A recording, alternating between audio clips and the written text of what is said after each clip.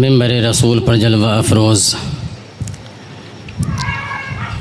مقتدر اور ذی وقار علماء ملت اسلامیہ، بالخصوص شہزادہ سرکار شاہ عالم قاضی گجرات خلیفہ حضور تاج الشریعہ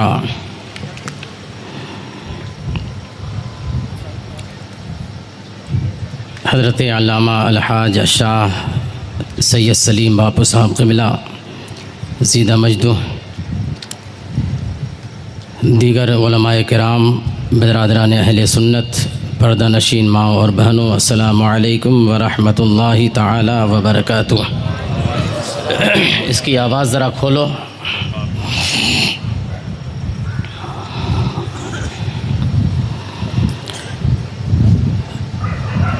الحمدللہ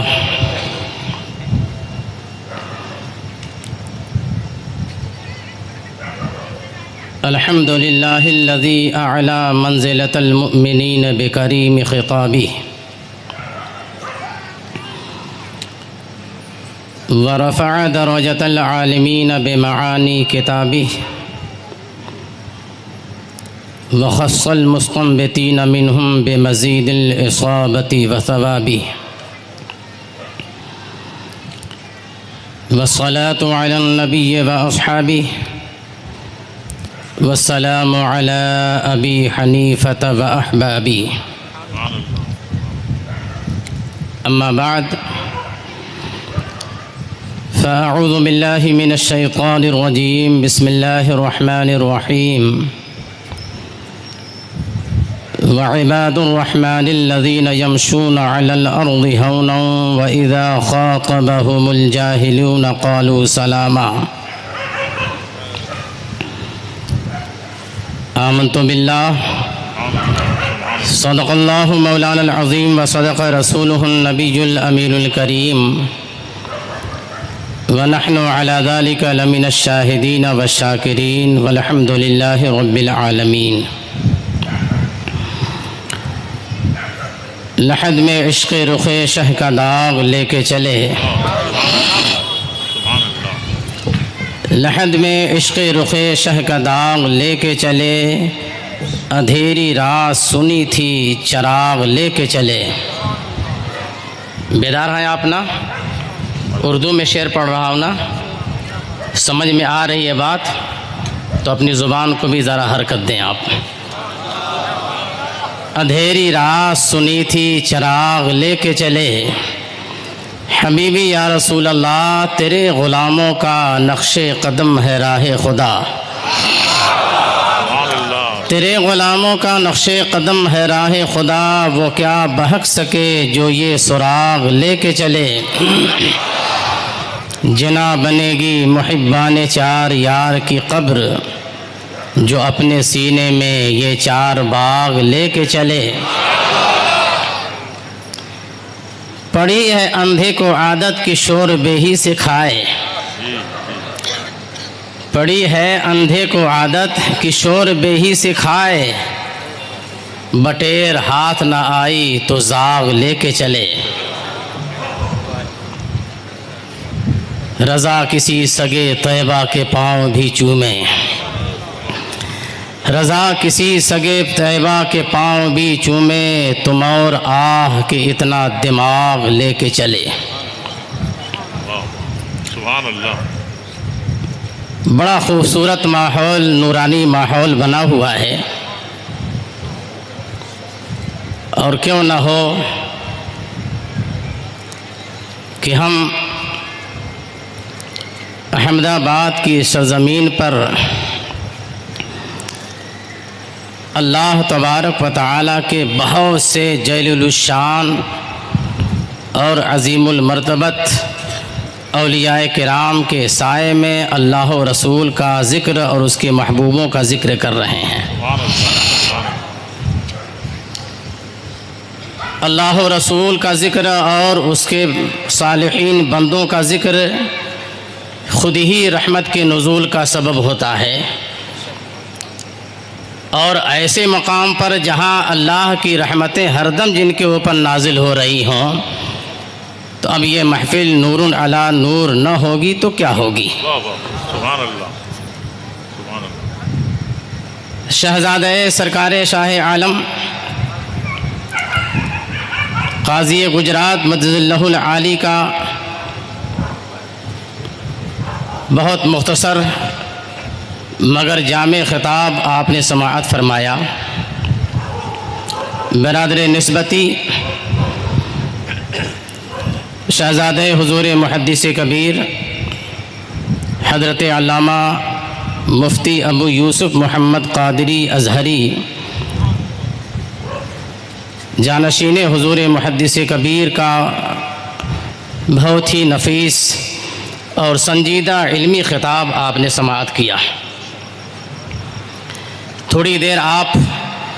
مجھے برداشت کر لیں، اور آپ حضرات سے بھی میں درخواست کروں گا اور بڑے ادب اور احترام کے ساتھ اپنے منبر پر تشریف فرما علماء کرام کی بارگاہ میں بھی عریضہ پیش کروں گا کہ آپ اپنا دست شفقت اس طالب علم کی پیٹھ پر رکھیں اور آپ حضرات اپنی محبتوں کا ثبوت دیں، تو انشاءاللہ اسی بیداری میں ہم اس عالم ربانی کی زیارت کریں گے جو آج اہل سنت و جماعت کا فخر ہے، جو آج اہل سنت و جماعت کی شان ہے، جان ہے، بے شک آج اہل سنت و جماعت کا سب سے قیمتی ہیرا ہے۔ پورے جماعت اہل سنت کے علماء کا وہ اکیلا ماوا اور مرجع ہے، اور اہل سنت میں چاہے جس طرح کی گتھیاں الجھی ہوئی ہوں، سلجھانے والا وہی ایک مرد آہن ہے۔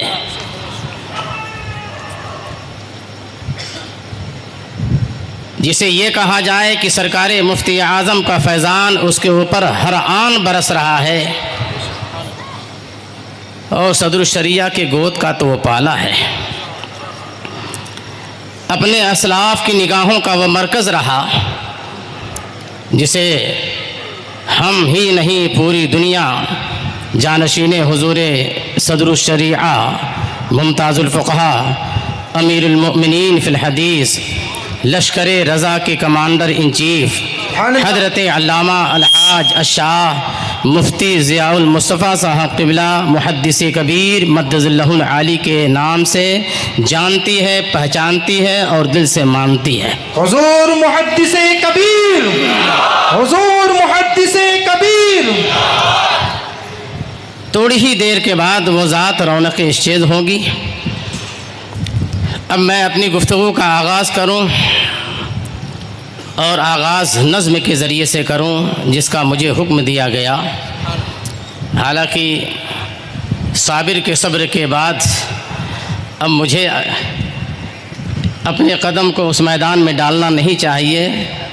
لیکن احباب کی فرمائش بھی ایک معنی اور ایک حیثیت رکھتی ہے، اس لیے احباب کی فرمائش کا احترام کرتے ہوئے میں وہ اشعار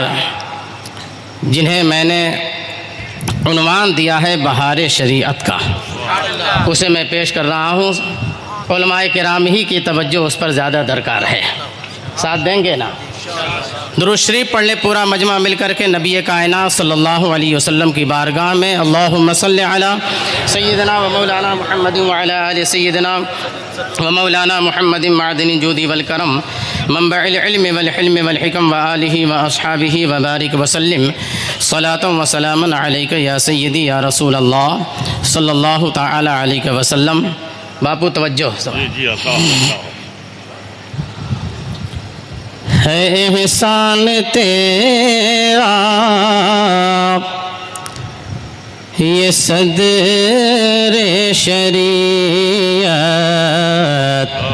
سبحان اللہ، ہے احسان تیرا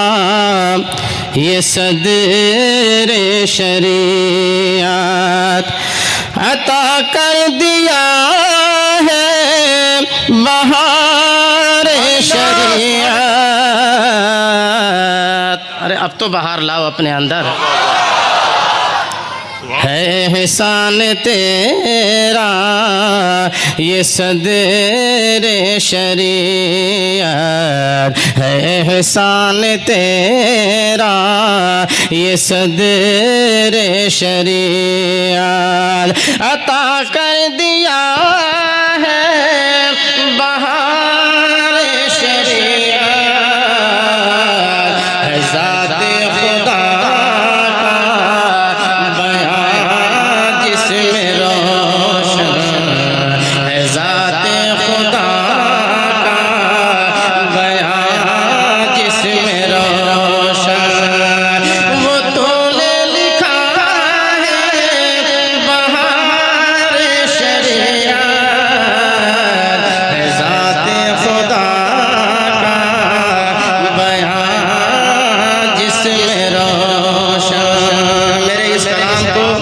اچھی طریقے سے وہی سمجھے گا جس نے بہار شریعت کا مطالعہ کیا ہوگا، اسے پڑھا ہوگا، وہی سمجھے گا، ورنہ صرف بہار شریعت بس سنتا ہے۔ مگر یہ بھی آپ کے لیے بہت ہے کہ مسجد بہار شریعت کے جوار میں آپ صاحب بہار شریعت کا تذکرہ اور تاج شریعت کا تذکرہ سن رہے ہیں۔ ہے ذات خدا کا بیان جس میں روشن، اس میں بیان کیا ہے آپ دیکھیے۔ میں پہلے جلد سے چلتا ہوں اور پہلے اس کے حصے سے چلتا ہوں۔ نبی اور رسول کی صفت کا بیان ہے، محبوب مختار وہ بھی آیا ہے، محبوب مختار وہ بھی آیا ہے، وہ کافر ہے جو ان کی عظمت گھٹائے، وہ کافر ہے جو ان کی عظمت گھٹائے، تیرا فیصلہ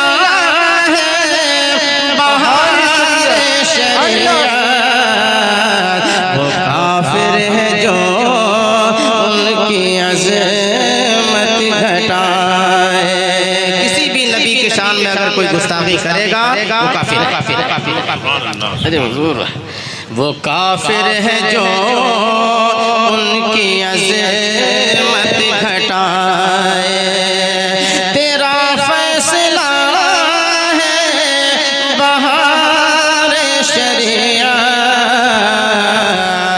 ہے ذات خدا کا بیان جس میں روشن، عقائد مسائل کا بے مثل گلشن، بیان مسائل کا انداز حسن، بیان مسائل کا انداز حسن، رقم کر کے تقریز میرے رضا نے، رقم کر کے تقریز احمد رضا نے، اسے کہہ دیا ہے بہار شریعت، رقم کر کے تقریز میرے رضا نے۔ سرکار مفتی اعظم رضی اللہ تعالیٰ عنہ سے کسی نے پوچھا کہ کیا سرکار اعلیٰ حضرت رضی اللہ تعالیٰ عنہ نے بہار شریعت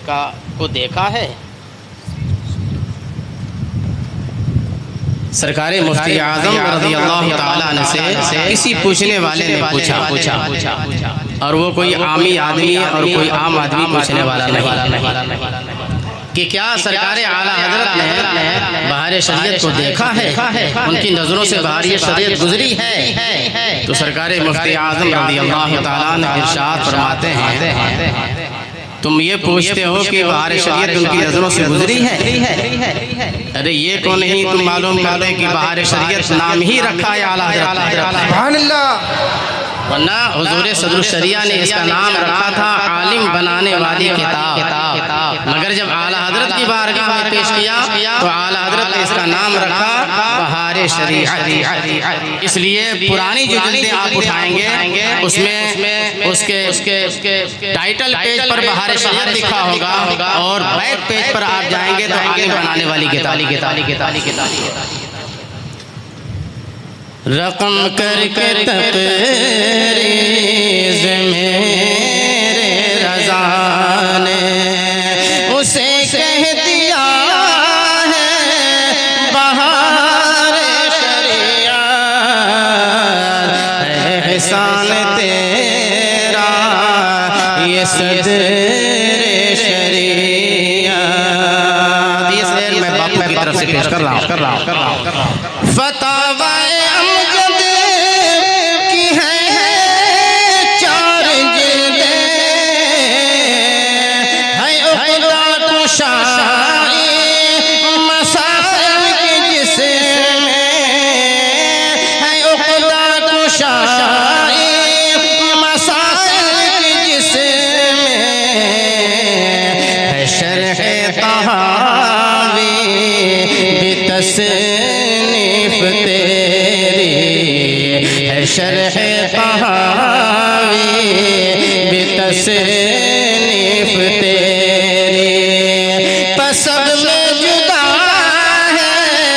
بہار شریعت، ہے شرح طحاوی بتصنیف تیری۔ اب جو ترتیب دیا ہے اعلیٰ حضرت کے اس خلیفہ ارشد نے، اسے آپ سماعت کریں۔ مسائل سے پہلے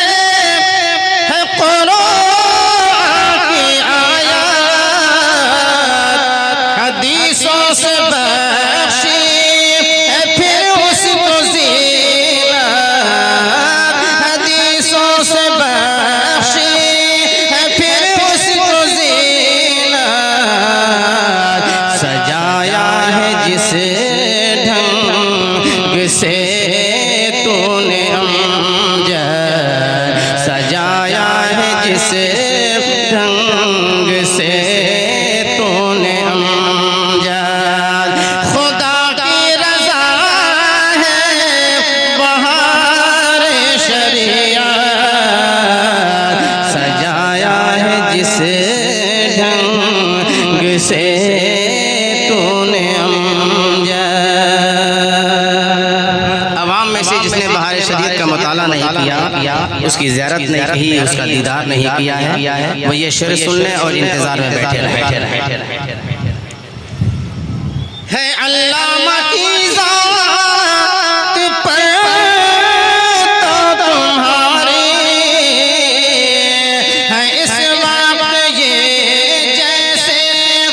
مسلم بخاری، ہے اس وقت یہ جیسے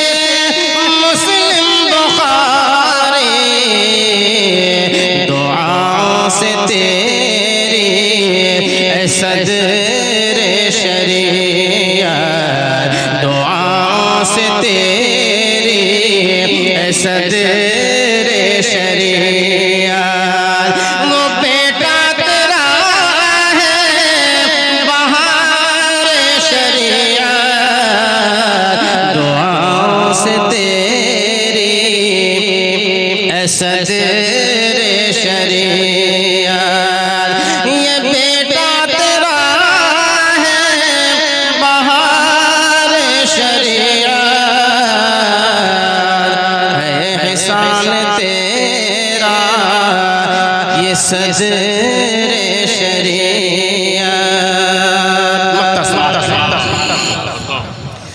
کریں جس کی توصیف خود اعلیٰ حضرت، جو فقہی مسائل میں ہے ایک حجت، جو فقہی مسائل میں ہے ایک حجت، ہر ایک گھر میں ہے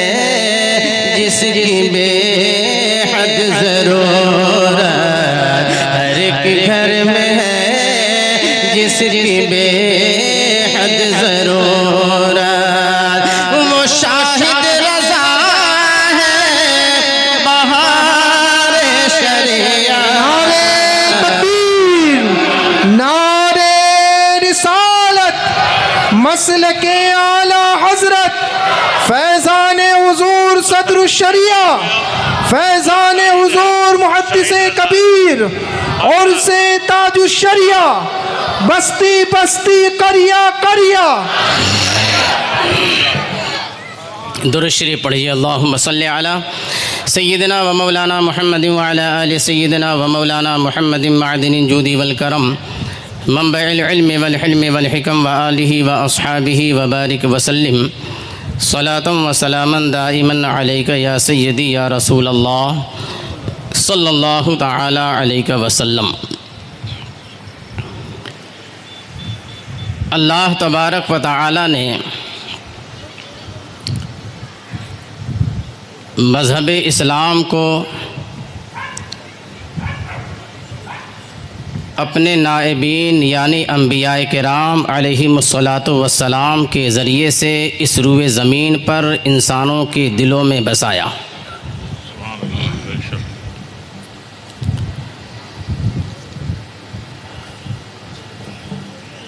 ان انبیاء کرام کے بعد جنہوں نے اپنے اپنے زمانے میں نسلاً بعد نسل اور قرناً بعد قرن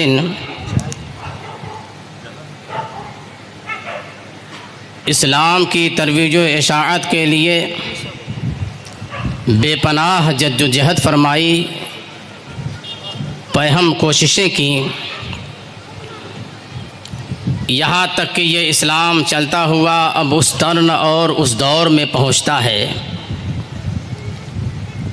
جبکہ اللہ تبارک و تعالی نے انبیاء کرام کے بعثت کا سلسلہ اب نبی کائنات صلی اللہ علیہ وسلم پہ ختم فرمائے گا۔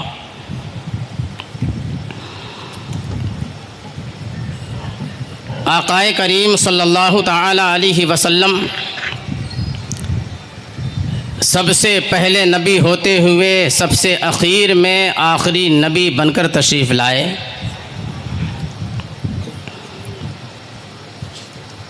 اور مذہب اسلام کا اجالا اس طور پر پوری دنیا میں پھیل گیا کہ پوری دنیا سے آواز آنے لگی، جہاں تاریک تھا، ظلمت کدا تھا، سخت کالا تھا، کوئی پردے سے کیا نکلا کہ گھر گھر میں اجالا تھا۔ نبی مکرم صلی اللہ تعالی علیہ وسلم کے لیے جب یہ پیغام آ گیا، الیوم اکملت لکم دینکم واتممت علیکم نعمتی ورضیت لکم الاسلام دینا، جب اللہ کے رسول صلی اللہ تعالی علیہ وسلم کے اوپر سورہ نصر نازل ہو گئی، اور جب نبی مکرم صلی اللہ تعالی علیہ وسلم نے مسجد نبوی شریف کے منبر نبوت سے یہ اعلان فرما دیا کہ اللہ تبارک و تعالی نے اپنے ایک بندے کو اس بات کا اختیار دیا ہے کہ چاہے تو وہ اس دنیا میں رہے اور چاہے تو وہ اپنے رب کی بارگاہ میں چلا جائے۔ ان سارے اعلانات کے بعد جب نبی آخر الزمان صلی اللہ تعالی علیہ وسلم اپنی امت کی ظاہری نگاہوں سے روپوش ہوتے ہیں، قبر اطہر میں تشریف لے جاتے ہیں، وعدہ الہی کو پورا کرنے کے لیے جو ایک آن کے لیے آپ کے اوپر موت طاری ہوتی ہے، پھر اس کے بعد آپ اسی حیات جاویدانی کے ساتھ آج تک پوری امت کی رہبری فرما رہے ہیں۔ آقائے کریم صلی اللہ تعالی علیہ وسلم نے صبح قیامت تک آنے والی اپنی امت کے لیے رہبر و رہنما کی شکل میں صحابہ کرام رضوان اللہ علیہم اجمعین کی مقدس و مطہر جماعت کو ہمارے بیچ چھوڑا۔ ان کے بعد تابعین بإحسان، تبع تابعین، ائمہ مجتہدین رضوان اللہ علیہم اجمعین کی جماعتیں صحابہ کرام کے دیے ہوئے اسباق کو اور ان کے چھوڑے ہوئے نقوش کو لوگوں کے دلوں میں پیوست کرتے رہے۔ کام بڑھتا گیا۔ نبی مکرم صلی اللہ تعالی علیہ وسلم جو غرض لے کر آئے تھے وہ غرض پورے طور پر ہر دور میں ہر زمانے میں پوری ہوتی رہی، اور اس کے پورے کرنے کے لیے اللہ تبارک و تعالی نے اولیاء کرام، ابدال، اوتاد، اغواث کی جماعتوں کو پیدا فرمایا۔ یہ اولیاء کرام کیا ہیں؟ یہ اولیاء کرام ہمارے اور آپ کے جیسے کوئی انسان نہیں ہیں۔ ظاہری شکل و صورت میں تو وہ لگے گا کہ ہمارے جیسے انسان ہیں، مگر اللہ تبارک و تعالی نے اولیاء کرام کو انبیاء کرام کا پرتو اور ذل بنایا ہے۔ بے شک۔ اسی لیے سیدنا سرکار غوث اعظم رضی اللہ تعالی عنہ یہ ارشاد فرماتے ہیں، الولایت ذل النبوہ والنبوۃ ذل الالوہیہ۔ ولایت یہ نبوت کا عکس اور سایہ ہے، شہدو ہے، اور نبوت یہ الوہیت کا شہدو ہے۔ یعنی انبیاء کرام اللہ تبارک و تعالیٰ کے پیغام کو اس کا جلوہ بن کر کے دنیا میں لوگوں تک پہنچاتے رہے، اور انبیاء کرام کے پیغام کی نشر و اشاعت انبیاء کرام کا جلوہ بن کر کے اولیاء کرام پوری دنیا میں پھیلاتے رہے۔ انبیاء کرام کے آنے کا سلسلہ تو بند ہو گیا، مگر اللہ تبارک و تعالی نے اولیاء کرام کی صفت اور اولیاء کرام کے آنے کا سلسلہ بند نہیں فرمایا ہے۔ یہ جماعتیں پیدا ہوتی رہیں گی، یہ جماعتیں آتی رہیں گی، اور اس لیے آتی رہیں گی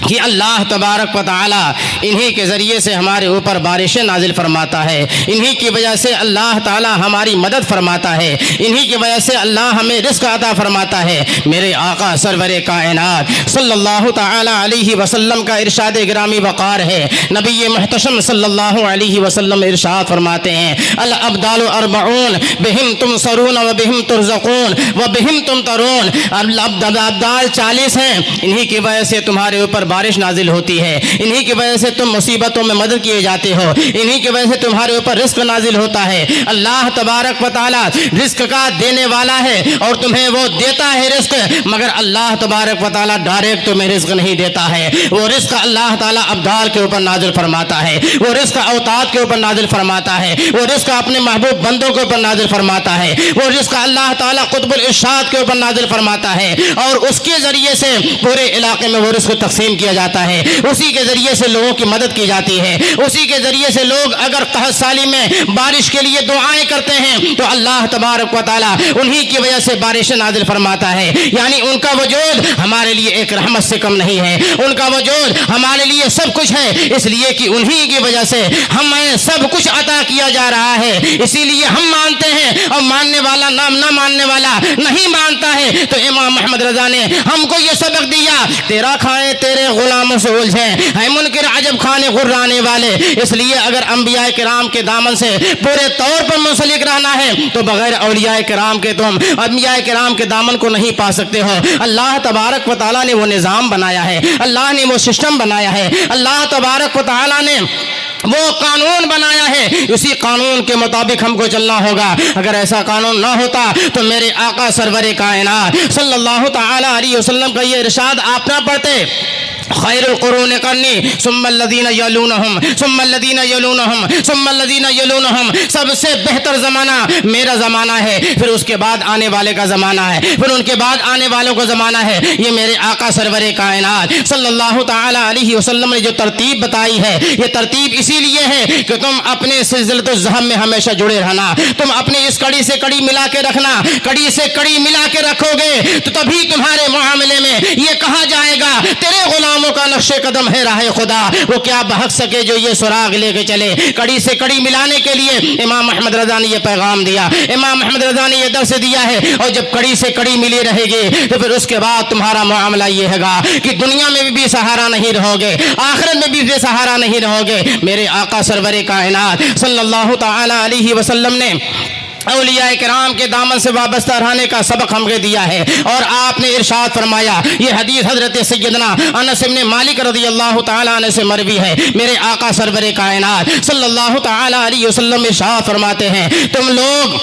اللہ کے دوستوں سے اپنی دوستیاں کو مضبوط کرو، اللہ کے ولیوں سے اپنی دوستیوں کو مضبوط کرو، اس لیے کہ ان کا ایک وقت آنے والا ہے، ان کا ایک دور آنے والا ہے۔ صحابہ کرام عرض کرتے ہیں، یا رسول اللہ، ان کا کون سا دور آنے والا ہے، ان کا کون سا وقت آنے والا ہے؟ میرے آقا ارشاد فرماتے ہیں، ان کا وہ دور آنے والا ہے کہ کل میدان محشر میں جب صفیں قائم ہو جائیں گے، جب صفیں لگ جائیں گی، لوگ نفسی نفسی کے عالم میں ہوں گے، کوئی ایک دوسرے کا پرسان حال نہیں ہوگا۔ ایک نیکی کے لیے چاہنے والا اپنے باپ کے پاس جائے گا مگر وہ پہچاننے سے انکار کر دے گا، پہچاننے سے انکار کر دے گا۔ ماں کے پاس جائے گا مگر وہاں بھی داد رسی نہ ہوگی، کہاں کہاں وہ دوڑے گا، ہر جگہ سے اسے نا امیدی ہوگی، مگر میرے آقا ارشاد فرماتے ہیں، اولیاء کرام سے اپنی دوستیوں کو مضبوط کرو، ان سے تعلقات کو مضبوط کرو، ان کا دور آنے والا ہے، اور ان کا دور وہ آنے والا ہے کہ جب صفیں قائم ہو جائیں گی، اور صفیں جب قائم ہو جائیں گی تو اللہ تبارک و تعالی ماں کو حکم نہیں دے گا، باپ کو حکم نہیں دے گا، کسی رشتہ دار کو حکم نہیں دے گا، بلکہ اللہ تبارک و تعالی اپنے ولی کو حکم دے گا، جاؤ ان صفوں میں گھس جاؤ، جس نے تمہیں دنیا میں ایک گھونٹ پانی پلایا تھا، جس نے دنیا میں تمہیں ایک لقمہ کھانا کھلایا تھا، جس نے دنیا میں تمہیں کپڑا پہنایا تھا، اگر تم اسے پہچانتے ہو اس کا ہاتھ پکڑو اور جنت میں لے کے جاؤ، جنت میں لے کے جاؤ اسے۔ کون لے کے جائے گا؟ اولیاء کرام لے کے جائیں گے، مگر کون جائے گا؟ جو اولیاء کرام کو مانے گا وہ جائے گا، جو اولیاء کرام کو گالیاں دے گا وہ تو ایسے درے کھائے گا کہ وہیں سمجھ میں آئے گا کہ تم برابر تھے اولیاء کرام کے، یا تمہارا مرتبہ کیا تھا اور ان کا مرتبہ کیا تھا۔ یہ جلسے جو ہوتے ہیں، یہ محفلیں جو سجتی ہیں، صرف اسی لیے سجتی ہیں کہ ہمارا اور آپ کا رشتہ اور تعلق اولیاء کرام سے مضبوط رہے، اسی مضبوطی کی خاطر یہ تعلق جوڑا جاتا ہے، اور اللہ تبارک و تعالیٰ نے یہ انتظام اسی لیے فرمایا ہے۔ ولی عام انسانوں میں سے اللہ تبارک و تعالیٰ جسے چاہتا ہے بنا لیتا ہے، کبھی وہ اپنے محبوب بندوں کی دعاؤں سے بنا لیتا ہے،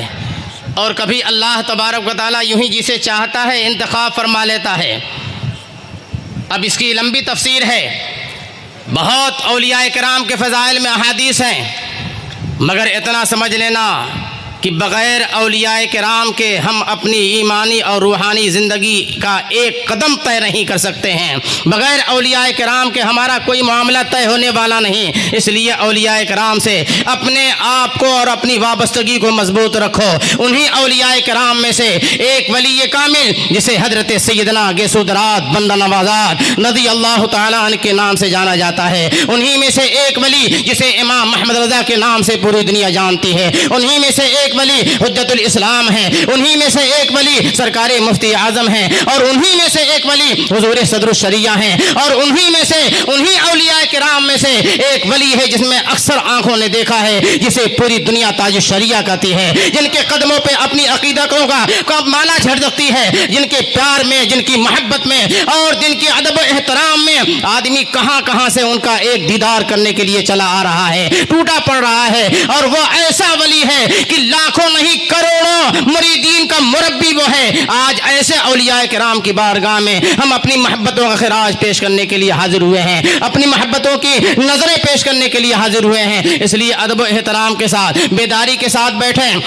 اور اصل میں یہ ذکر جو اولیاء کرام کا سننا ہمیں ہے، ایک ولی کی زبان سے سننا ہے، ایک مرد کامل کی زبان سے سننا ہے، ایک مرد مجاہد کی زبان سے سننا ہے۔ ہم لوگ تو صرف مقدمے کے طور پر آ گئے ہیں تاکہ آپ اٹھ کے جائیں نہیں، ان کے انتظار میں بیٹھے رہیں، مگر جو ولی آنے والا آ رہا ہے، جو آنے والا آ رہا ہے، وہ کوئی معمولی ولی نہیں ہے، وہ کوئی معمولی عالم نہیں ہے، وہ کوئی معمولی انسان نہیں ہے۔ ابھی آپ نے حضور صدر الشریعہ علی رحمت الرضوان کا وہ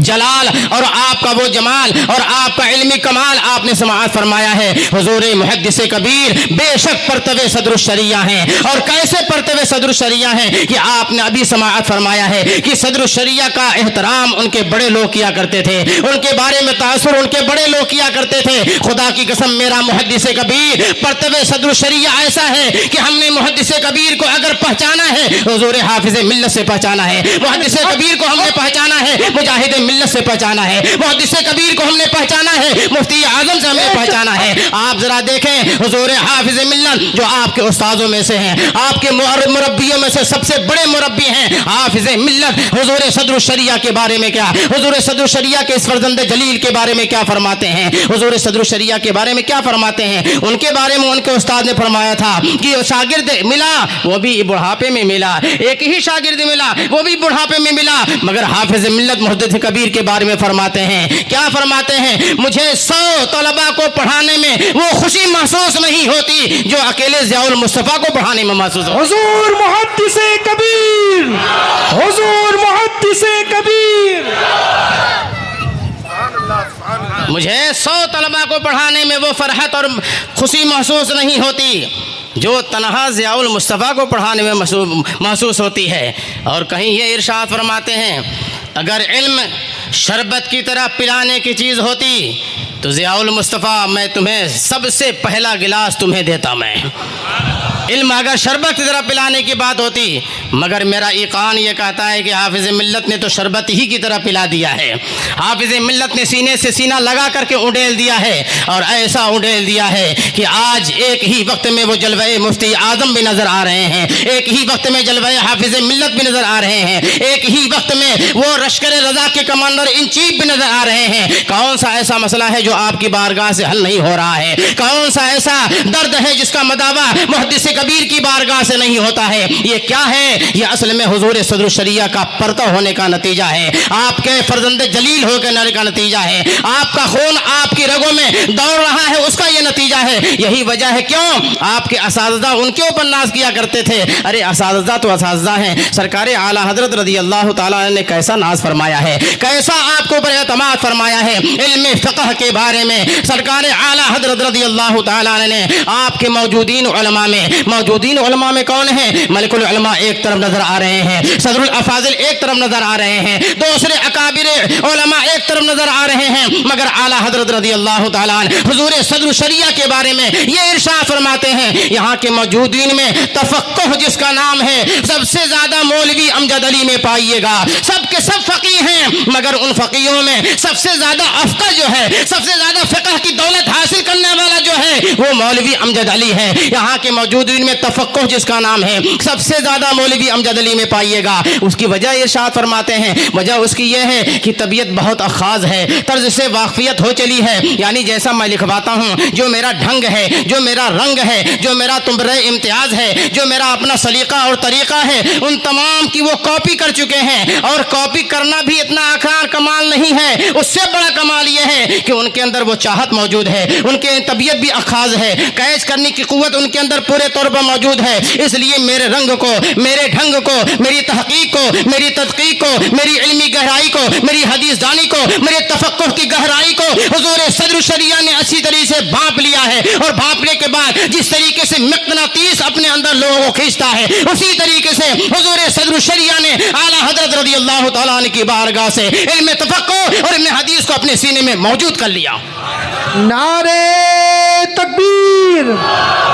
नारे रिसालत। कोई भी आगे ना जाए, आप पीछे ही रहे, और अदब के साथ उलमाए किराम भी पीछे रहे, हजरत को किसी भी तरह की कोई तकलीफ़ ना पहुँचे। आप हजरात उधर करो थोड़ा सा, अदब व एहतराम के साथ देखिए शहजादे हुजूर सदरुल शरिया, हुजूर मुमताजुल फुक़हा, खलीफा हुजूर हाफिज मिल्लत, खलीफा हुजूर मुजाहिद मिल्लत, हुजूर मुहद्दिस कबीर। रौनक के स्टेज हो रहे हैं। आप हजरात अभी भी जो हजरात और اس بات کا خیال رکھیں کہ کوئی بھی ویڈیوگرافی ہرگز نہ کریں، کوئی بھی تصویر موبائل کے ذریعے یا کسی بھی ذریعے تصویر یا ویڈیوگرافی ہرگز نہ کریں۔ نعرے تکبیر، نعرہ رسالت، حضور محدث کبیر، سلطان الاساتذہ، امیر المومنین فی الحدیث، نعرہ تکبیر، نعرہ رسالت۔ ماشاء اللہ، ماشاء اللہ، ماشاء اللہ۔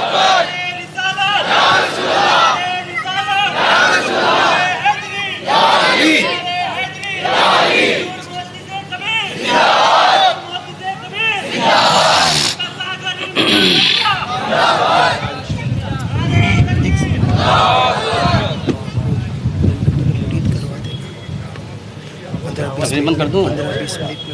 اچھا، سبحان اللہ، سبحان اللہ۔ حضرات دیکھیے، ہماری آپ کی اور آج کے اجلاس میں تشریف لائے ہوئے سارے بھائیوں بزرگوں کی فیروز مندی، نعرہ تکبیر، نعرہ رسالت، عرس حضور خواجہ بندہ نواز، عرس حضور صدر الشریعہ، عرس حضور تاج الشریعہ، جانشین حضور صدر الشریعہ، ممتاز الفقہاء، سلطان الاساتذہ، امیر المومنین فی الحدیث، حضور محدث کبیر، مسلک اعلیٰ حضرت، نعرہ تکبیر، نعرہ رسالت۔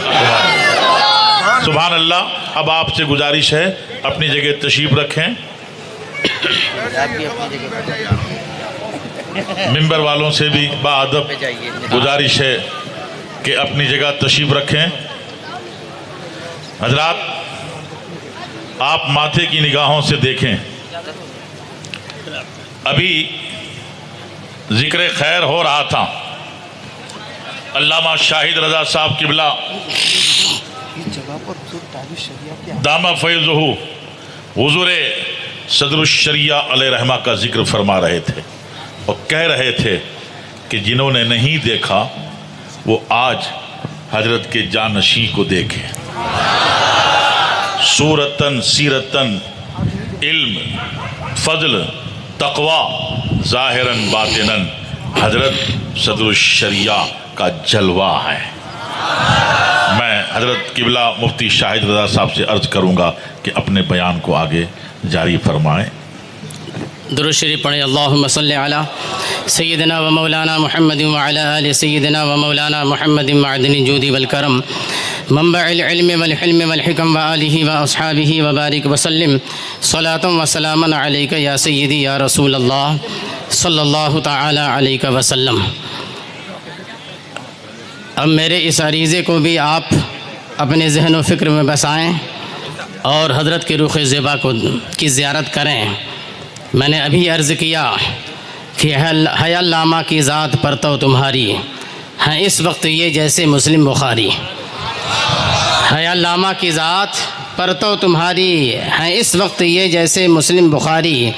دعاؤں سے تیری اے صدر شریعت، یہ بیٹا تیرا ہے بہار شریعت۔ جس طریقے سے اپنی پیدائش سے لے کر کے اپنی موت اور بعد الموت تک کے سارے مسائل آپ بہار شریعت سے پڑھ لیا کرتے ہیں، وہ سارے مسائل حضور محدث کبیر کے ایک سینے میں موجود ہیں۔ یہ بیٹا تیرا ہے بہار شریعت۔ اب اس بہار شریعت کی بہار سے اپنے اندر بہار پیدا کیجئے اور چند باتیں سماعت کر لیجئے۔ میں یہ عرض کر رہا تھا کہ حضور محدث کبیر حقیقت میں پرتو حضور صدر الشریعہ ہیں، اس لیے کہ جب حضور صدر الشریعہ کی حالات زندگی اور آپ کے علمی وقار کا جب ہم مطالعہ کرتے ہیں اور جو باتیں ان کے اکابرین نے، ان کے معاصرین نے ان کے بارے میں فرمائی ہیں، ہم یہ دیکھتے ہیں کہ اسی طرح کا تأثر، اسی طرح کی باتیں حضور محدث کبیر کے اکابرین نے اور اور آپ کے معاصرین نے آپ کے بارے میں ارشاد فرمایا، جس طریقے سے ان کا معاند و حاسد حضور صدر شریعہ کی بارگاہ میں آ کر کے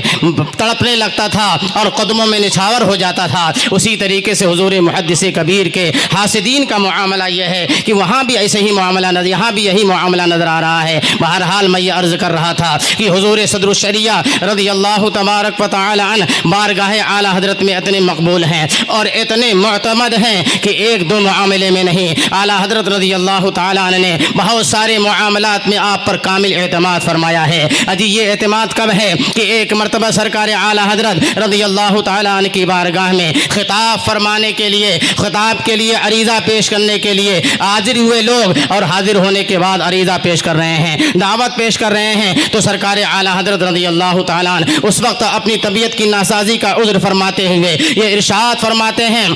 کہ میری طبیعت ناساز ہے، اس لیے میں خطاب نہیں کر سکتا، اس لیے میری جگہ پہ مولوی امجد علی کو لے جاؤ۔ پھر اس کے بعد ارشاد فرماتے ہیں مولوی امجد علی کے علاوہ ہے بھی کون جو خطاب کر سکے۔ یہ سرکار اعلی حضرت رضی اللہ تعالیٰ عنہ کا اعتماد ہے، اور صرف اتنا ہی نہیں ہے بلکہ سرکار اعلی حضرت رضی اللہ تعالیٰ عنہ ایک مرتبہ 12ویں شریف ربیع النور شریف کے موقع پر تقریر فرما رہے ہیں، اعلی حضرت کا علمی خطاب ہو رہا ہے، علم کی برسات ہو رہی ہے، اچانک درمیان خطاب ہی میں اعلیٰ حضرت رضی اللہ تعالیٰ عنہ کی طبیعت نازاز ہو جاتی ہے، سر میں کچھ درد سا محسوس ہو رہا ہے۔ سرکار اعلیٰ حضرت رضی اللہ تعالیٰ عنہ نے اپنے خطاب کو وہیں بند فرمایا، اور بند فرمانے کے بعد ارشاد فرماتے ہیں مولانا امجد علی صاحب آپ آگے آئیے، اور جو میں بیان کر رہا تھا، جس موضوع کو میں بیان کر رہا تھا، اسی موضوع کو آپ بیان فرما دیجئے، اسی موضوع کو آپ آگے بڑھائیے۔ اللہ اکبر۔ حضور سرکار اعلیٰ حضرت رضی اللہ تعالیٰ عنہ جن کا معاملہ یہ ہے کہ وادی رضا کی کوہ ہمالا رضا کا ہے، جس سمت دیکھیے وہ علاقہ رضا کا ہے، اگلوں نے تو لکھا ہے بہت علم دین پر، جو کچھ ہے اس صدی میں وہ تنہا رضا کا ہے۔ اعلیٰ حضرت کا بیان کردہ مضمون پورا کرنا ہے، اعلیٰ حضرت کے بیان کردہ خطاب کو پورا کرنا ہے۔ صدر شریعہ فرماتے ہیں کہ میں تو آگے بڑھ گیا، مگر کہاں اعلیٰ حضرت کا بیان کیا ہوا مضمون اور کہاں میرا علم ہے، مگر صدر شریعہ کہتے ہیں کہ میرے مرشد گرامی کا حکم تھا، حکم کی تکمیل کے لیے میں آ گیا، اور کرسی خطابت پر بیٹھ کر کے حضور سیدنا اعلیٰ حضرت رضی اللہ تعالیٰ عنہ جس موضوع کو بیان فرما رہے تھے اس موضوع کو میں نے ایک حد تک بیان فرمایا، اور اس طریقے سے تقریر مکمل ہوئی ہے۔ اللہ اکبر۔ کتابوں کے معاملے میں صدر شریعہ پر اعتماد، تصنیف کے معاملے میں صدر شریعہ پر اعتماد، تفقہ کے معاملے میں صدر شریعہ پر اعتماد، تفسیر کے معاملے میں صدر شریعہ پر اعتماد، اور حدیث کے معاملے میں صدر شریعہ پر اعتماد، یہ سب کچھ تو اپنی جگہ پہ ہے۔ تقریر کے معاملے میں بھی مکمل اعتماد ہے، اور صرف اتنا ہی نہیں ہے، صدر شریعہ نے جب بریلی کی سرزمین پر ایک غیر مسلم سے جب مناظرہ کیا ہے اور دندہ شکن جواب دیا ہے، تو سرکار اعلیٰ حضرت رضی اللہ تعالیٰ عنہ ارشاد فرماتے ہیں مولانا جیسا آپ نے جواب دیا ہے اور مسکت جو جواب دیا ہے، اب میرے اپنے بڑھاپے کا کوئی غم نہیں رہا، اللہ نے آپ جیسا عالم پیدا فرما دیا ہے۔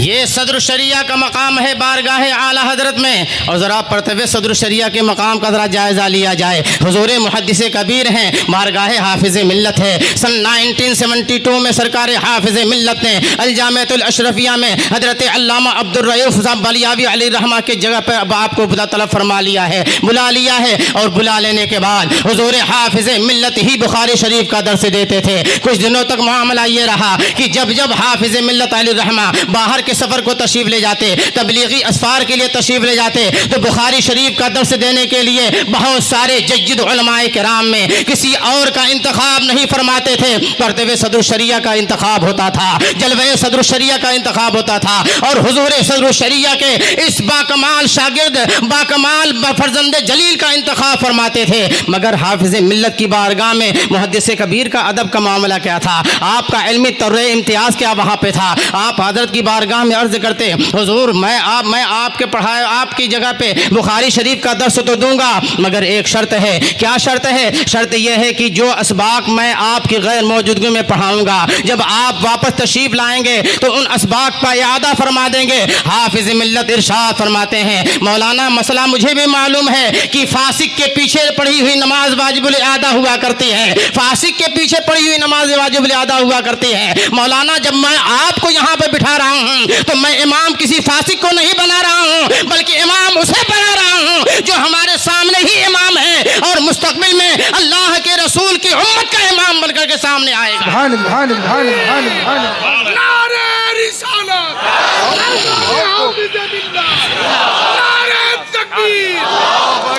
مرتبہ صدر الشریعہ کو جب میں پڑھتا ہوں اور مطالعہ کرتا ہوں تو مجھے یہ بات نظر آتی ہے کہ بجرڈیا بنارس کی سرزمین پر جب ایک غیر مقلد سے مناظرے کی ٹھن گئی ہے اور غیر مقلد سے مناظرہ کرنا وہابی سے مناظرہ کرنا بنسبت دیوبندی کے بہت مشکل ہے اور بہت کٹھن ہے. اس لیے کہ دیوبندی مناظرے میں قرآن پاک بھی لائے گا، احادیث بھی لائے گا، فقہ کی کتابیں بھی لائے گا، تفسیر کی کتابیں بھی لائے گا، عقائد کی دوسری کتابیں بھی لائے گا، بہت ساری کتابیں آئیں گے، علم نحو صرف ساری کتابیں آئیں گی. مگر ایک وہابی دنیا کی ایسی مردود جماعت ہے جو صرف بخاری پیش کرتی ہے، مسلم پیش کرتی ہے، سنن ترمذی پیش کرتی ہے اور اس طریقے سے صحاح ستہ کے علاوہ دوسری کتابوں کو مانتی نہیں ہے اور ترجیح دیتی ہے بخاری کے لیے. اب ایسے شخص سے مناظرہ کرنا آسان نہیں ہے. اگر اس وقت کا آپ جائزہ لیں بحر العلوم علامہ عبد المنان اعظمی علیہ رحمہ موجود ہیں، شارح بخاری علامہ مفتی شریف الحق امجدی علیہ رحمہ موجود ہیں، اس طریقے کے جید اور اکابر علماء موجود ہیں. ایسے میں مناظر کے صدر منتخب ہوتے ہیں. مناظر کے صدر جو ہیں وہ حضرت سیدنا مجاہد ملت علی رحمۃ الرضوان ہیں. اب مجاہد ملت کو انتخاب کرنا ہے کہ مناظر کون ہوگا، اس وہابی سے مناظرہ کون کرے گا. ان تمام جید علماء کے بیچ میں حضرت مجاہد ملت کی نگاہ انتخاب اگر جا کے کہیں ٹکتی ہے تو وہ کہیں اور نہیں ٹک رہی ہے، مرتبہ صدر الشریعہ محدث کبیر کے اوپر ٹک رہی ہے. سبحان اللہ، سبحان اللہ. اور جب حضور محدث کبیر نے مناظرہ اس سے شروع کیا ہے اور شرک کی تعریف کرنے کا جب آپ نے اس سے مطالبہ شروع کیا ہے تو حضور محدث کبیر کے سامنے اب وہاں پہ تحریری گفتگو ہو رہی ہے، تحریری مناظرہ ہو رہا ہے. حضور محدث کبیر نے ایک شرک کی تعریف پر اسے اتنا لٹکایا اور اتنا پھنسایا اور اسے اتنا جھکنے پر مجبور کر دیا کہ 3 دن تک یہ مناظرہ چلتا رہا مگر وہ احادیث کی روشنی میں نہ تو وہ شرک کی تعریف کر سکا، نہ قرآن کی روشنی میں شرک کی تعریف کر سکا، وہ تعریف نہ کر سکا. اور 3 دن کے بعد یہ مناظرہ حضور محدث کبیر نے شان فاتحانہ کے ساتھ لوگوں کے درمیان پیش کروا دیا ہے. اس وقت کا منظر یہ تھا، اس وقت نگاہوں نے دیکھنے والوں نے یہ دیکھا کہ حضور محدث کبیر کی پیٹھ پر حضور مجاہد ملت کا ہاتھ ہے جو تھپائے جا رہا ہے اور آپ کی آنکھیں خوشی کے ماحول میں سامن بھادو برسائی جا رہی ہیں کہ میں نے جس کا انتخاب کیا تھا مکمل طور پر اس نے سنیت کا سر اونچا کر دیا فخر سے.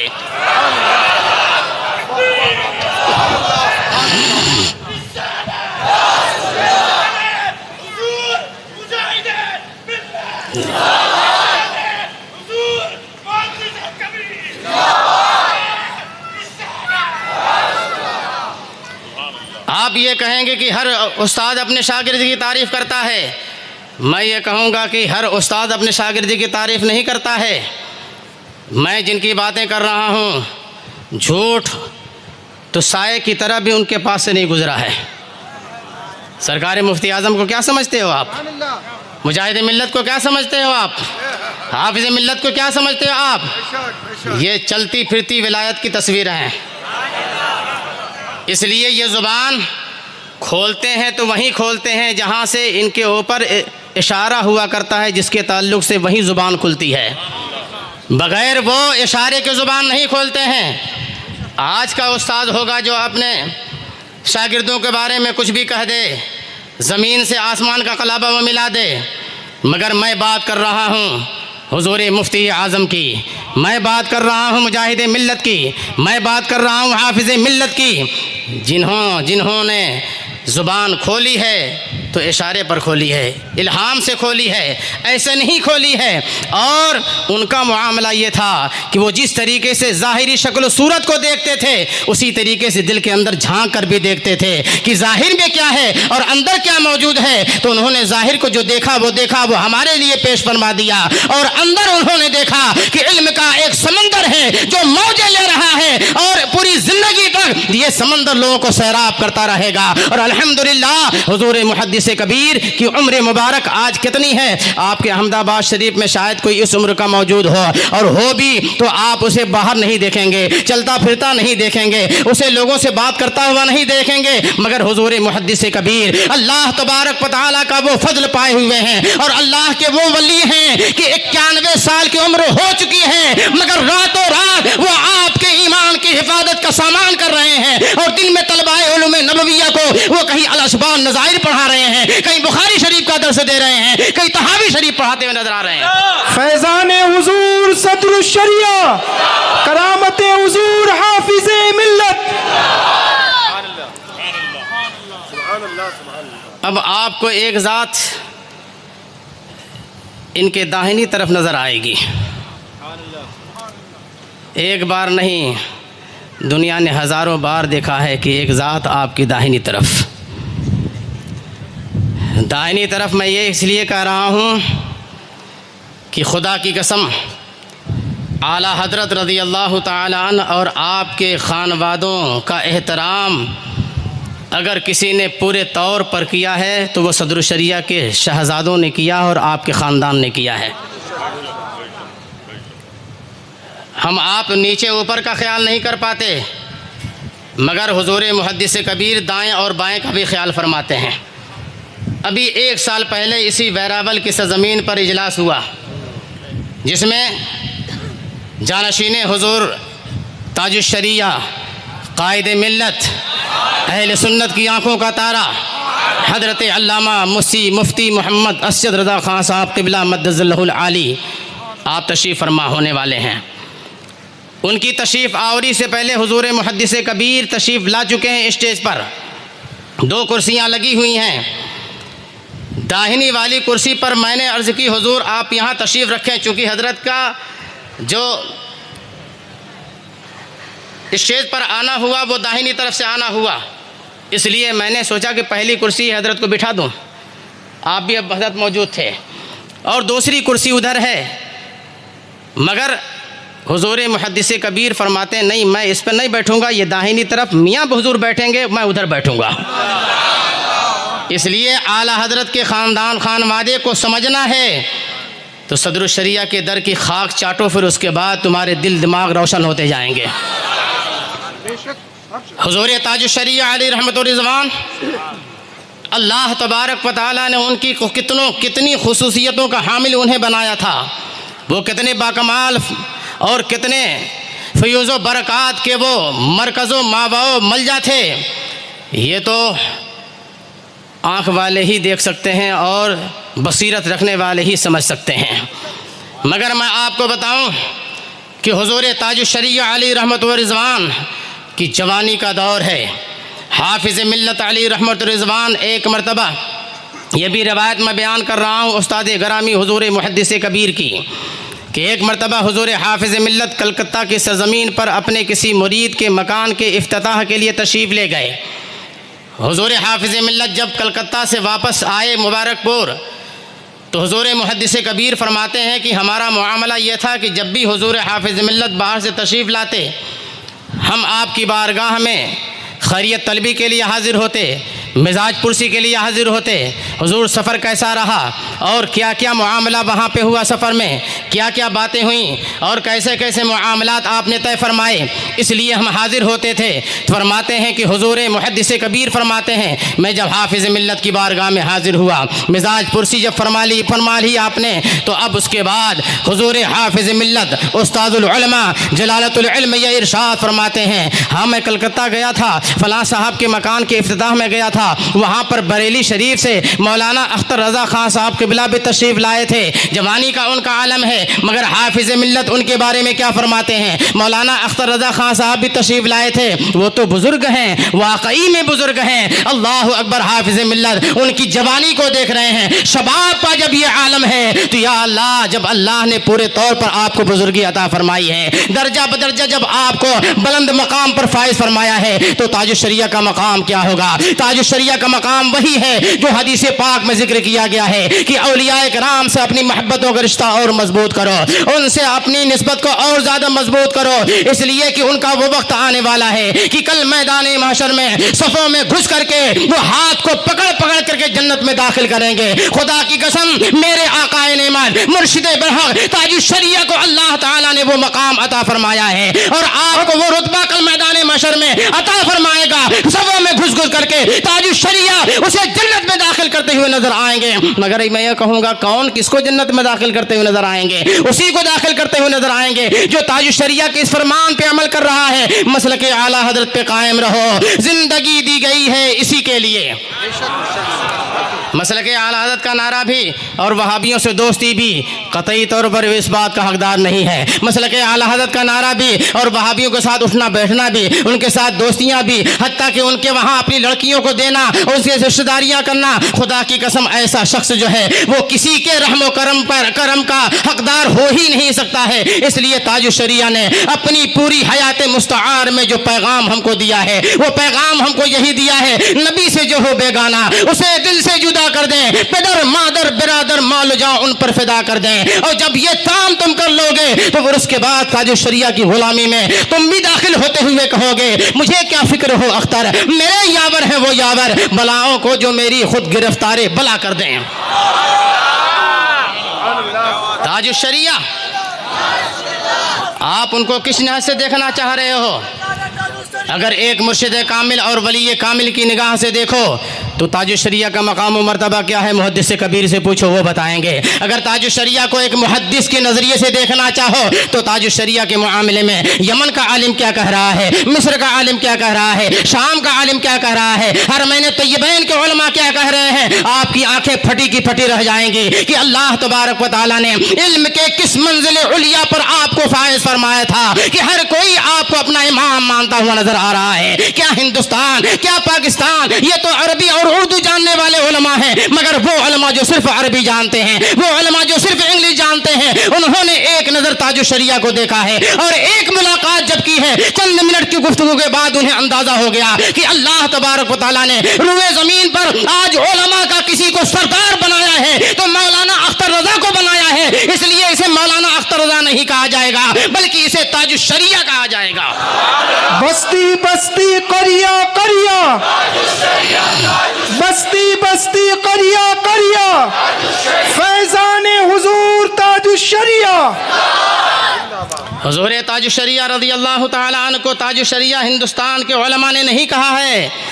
حرمین طیبین کے علماء نے آپ کو تاج الشریعہ کا خطاب دیا ہے.